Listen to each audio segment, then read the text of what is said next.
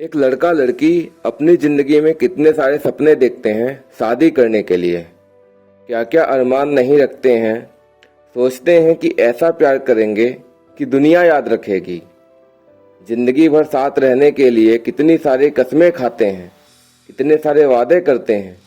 जवानी में पैर रखते ही सबके दिल में शादी को लेकर कितनी सारी इच्छाएं होती हैं, जो शादी हो जाने तक एक नेक्स्ट लेवल तक पहुंच जाती हैं। लेकिन यही प्यार, यही कसमें वादे शादी हो जाने के बाद दोनों के बीच इतना प्यार होने के बावजूद पता नहीं दोनों एक दूसरे से इतनी नफरत क्यों करने लगते हैं। क्यों सारे कसमें वादे टूट जाते हैं, तलाक लेने की नौबत आ जाती है। ये एक ऐसा सवाल है जो हर शादीशुदा जोड़े की जिंदगी में कभी न कभी जरूर आता है।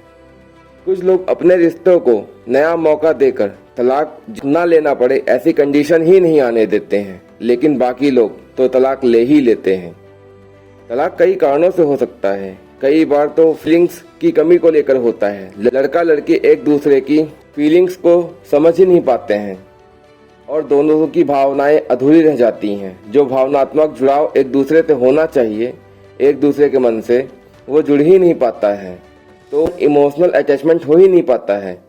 फिर आता है कम्युनिकेशन गैप।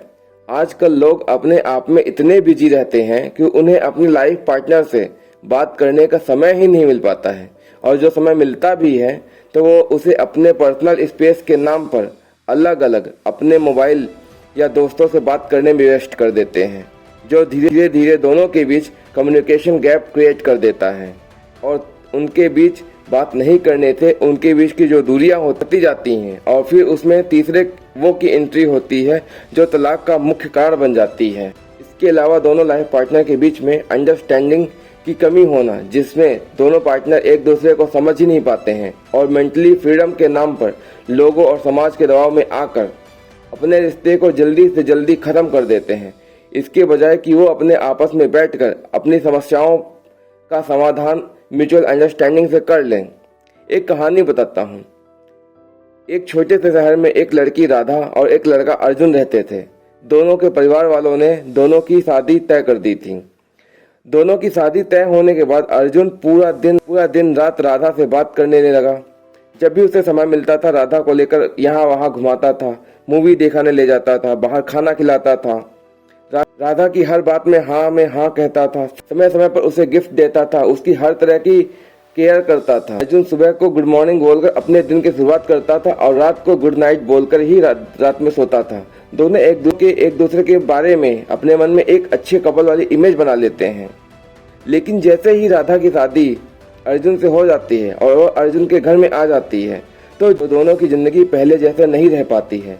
अर्जुन राधा को उतना समय नहीं दे पाता है जितना वो पहले देता था। अब वो उसे ज़्यादा नहीं घुमा पाता है क्योंकि अब समय कम ही मिलता है।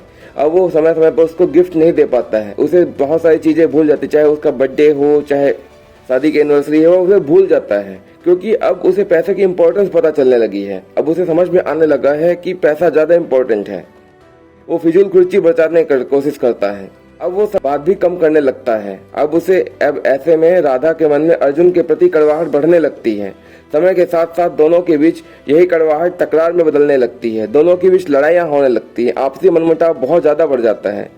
उन्हें समझ में ही नहीं आता कि रिश्ते में प्यार की कमी कहाँ हुई। ये जोड़ा जो कल तक एक दूसरे के बिना एक पल रहने को तैयार नहीं था, वही जोड़ा आज एक पल साथ रहने को तैयार नहीं है।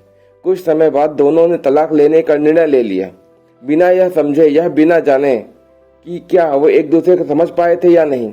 दोनों को शादी के बाद तलाक की नौबत इसीलिए आई क्योंकि दोनों एक दूसरे को समझने की कोशिश ही नहीं की और प्रॉब्लम्स का सलूशन भी नहीं खोजा। अगर दोनों साथ में बैठकर अपनी फीलिंग्स को शेयर किया होता, अपने कम्युनिकेशन गैप को कम किया होता, एक दूसरे को अपने काम से टाइम निकालकर एक दूसरे के साथ समय बिताया होता, तो तलाक की नौबत नहीं आती। और सबसे बड़ी बात, शादी से पहले सबको अपने लाइफ पार्टनर के साथ बहुत सारी आशाएं और उम्मीदें होती हैं, जो शादी फिक्स होने से लेकर शादी के कुछ समय बाद तक जीवित रहती हैं। लेकिन उसके बाद वही आशाएं और उम्मीदें टूटने लगती हैं, जिससे वो एक दूसरे से अनहैप्पी, नाखुश हो जाते हैं और एक दूसरे को छोड़कर अलग अलग चलना पसंद कर लेते हैं।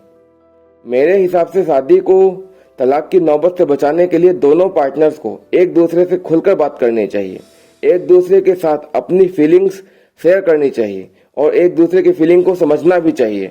अगर एक दूसरे से कुछ उम्मीदें और आशाएं हैं तो उन्हें एक अपने साथी, अपने लाइफ पार्टनर को बताना चाहिए जिससे वो उसे पूरा कर सके। और सबसे बड़ी इंपॉर्टेंट बात, एक दूसरे को समय देना चाहिए जिससे रिश्ते में प्यार और अंडरस्टैंडिंग दोनों बढ़ेगा। वीडियो को लाइक और सब्सक्राइब करना मत भूलिएगा और वीडियो आपको कैसे लगे कमेंट करके जरूर बताइएगा। तब तक के लिए जय हिंद, जय भारत।